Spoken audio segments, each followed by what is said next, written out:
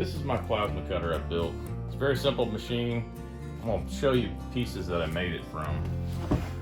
The bottom of it is just some metal legs that I built at a 90-degree angle that allowed me to set the frame on. The frame is a piece of 40 by 20 extruded aluminum that the base mounts to, and it mounts this metal frame to stiffen it.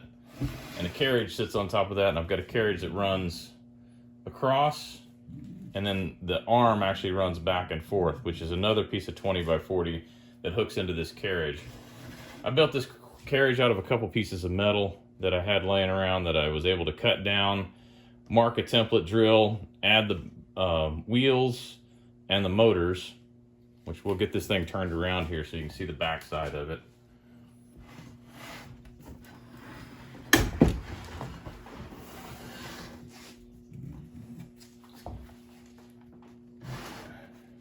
So you can see on the back side, we've got cable. I actually have a bunch of cable. I've got this so I can move this box way off to the side, because at the beginning I had some problems with some interference. So you can see on the back side of this, the motors, one for across, one for back and forth, the X, Y. Then I've got plugs that I've plugged in, one for each of the motor sets, and then I've got a cable here. And this cable I just have an end on that actually, this is the one that fires the plasma cutter. And of course I've got an on-off switch that powers up and turns it on. When you turn it on, it'll automatically connect to the, it'll automatically connect to my application on my iPad.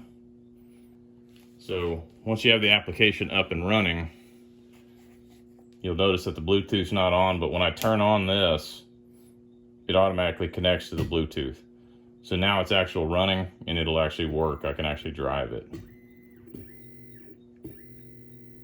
And it's set up to drive from this side of the machine. That's why my pendant works this way. So let me take this box apart and I'll show you the inside and show you what's inside it, what makes it run. So this is inside the box. And I'll show you what I've got. Down here on the bottom, I've got a power supply out of a computer. Everything's wired into the switch here on the back. And so I've also added this, which is also wired. I just used a plug because it was easier to make it. This piece of wire plug runs into and powers into the power supply, and it's running this transformer, which gives me 5-volt power to run the Arduino. So I have this actually connected up and running the Arduino, which gives me the low voltage I need for the Arduino. And it was just an easy way for me to get that power transformation from the 12-volt to the 5-volt. So up here in the top, I have everything that runs to the plugs, but this is the Arduino with the CNC shield on it. And you can see that it's wired back to the plugs on the back side of the computer, or the back side of the thing. This piece right here is my Bluetooth chip. Bought this off Amazon. It's probably $5 or $6. Had to put a jumper cable to jump it into the ports right here on the side of the Arduino. I don't know if you can see what actual port that is. But then on the other side, you can see there's a block for the higher voltage, which has these two heavier cables coming in. That's what runs the power. But then I have this other piece here, which these pieces is plugged in here. And then it's also wired on this side for the power side of it. But that goes back to this piece, which is a solenoid switch that gives me a different voltage. So it's a 5-volt DC to 10 amp. And it's basically the switch that allows the plasma cutter to turn on and off. So this is the piece that actually plugs into the plasma cutter. And when this control sends to here, it fires this thing, which actually turns the plasma cutter on. And this is just, like I said, the Bluetooth, which allows it to connect. Because I was having trouble with USB. I do have a USB plugged in here that you can connect to it. And I just mounted this on a piece of plexiglass, so everything's kind of cleaned up and it's on plastic, so it makes it a little nicer for the static and stuff, that it'll still get it, but this seems to work a little better. I just lay this piece back up here in the top, kind of behind the wire, to give me the piece I need. So everything inside runs just fine as is. And then I can show you how it runs and what it looks like when it's running with everything turned on. here's a close-up of the board and the wiring. So these two pins here, these three actually, these three pins here, this one, and this one, are actually wired into the upper up here. And this is the Bluetooth component, which allows it to connect both. And actually there's 4 pins there.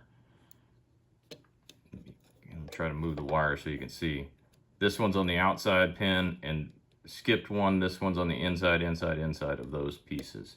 So that's all the ones that wire to the Bluetooth. This one here, the spindle engage, is actually the one wire that runs to the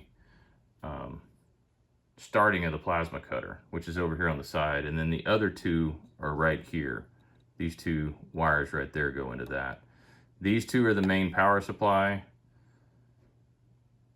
and then everything else is the Arduino shield that's on top of the Arduino board.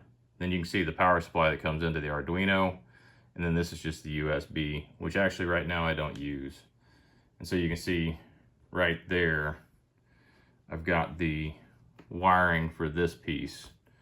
Get that out of the way so you can see that's actually the piece that switches on and off. It's got one coming out to the Arduino, and this goes out to the power supply side, which is actually the part that goes to the plasma cutter and connects the power switch for the power supply. So when this engages it, it turns on and off the plasma cutter. So that's what this piece is for, is this is between the plasma cutter and this actual piece.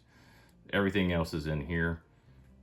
And so, like I said, the Bluetooth works with this little chip here, and it's wired in simply with a jumper cable and then pinned to the board.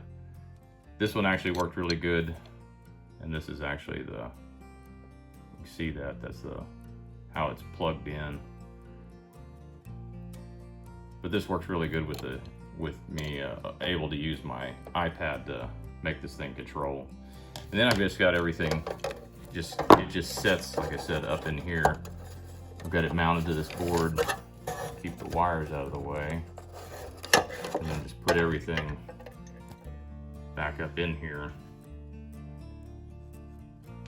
And it just sits up in here. This piece actually just sits up on this little shelf back in here. And it seems to work pretty good. It had a lot of bugs when I first started working on it. You have to do a lot of research on the Arduino, but the setup's pretty simple. The way the box works is easy to use, and so it's just a whole nother process getting the file from there.